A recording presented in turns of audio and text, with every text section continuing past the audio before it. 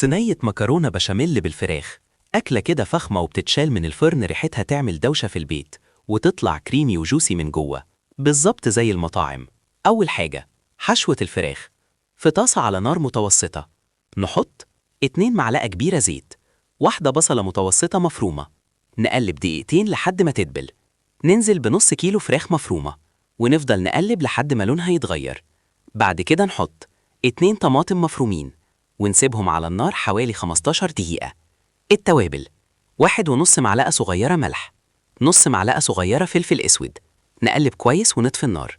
البشاميل الكريمي الصح: في حلة على النار 4 معالق كبيرة زبدة، 4 معالق كبيرة دقيق، نقلب كويس لحد ما يبقى لون فاتح وقوامه كريمي. ننزل ب1 كيلو لبن بالتدريج مع التقليب علشان ما يكلكعش. التتبيل: 1 معلقة صغيرة ملح، نص معلقة صغيرة فلفل أسود، نقلب لحد ما يتقل ويبقى ناعم وكريمي. التجميع السحري: في صينية فرن نحط 3 كبشات بشاميل، ننزل بنص كمية المكرونة المسلوقة، نقلبها بالبشاميل ونفردها، نحط طبقة الفراخ ونوزعها كويس، وبعدين باقي المكرونة وفوقهم باقي البشاميل. التسوية الصح: ندخل فرن سخن على 250 درجة على الرف الأوسط 10 دقايق من تحت بس، وبعدين نشغل الشواية لحد ما تاخد لون حلو من فوق. سر المهنة اللي يخليها تحفة: البشاميل لازم يبقى تقيل شوية مش خفيف.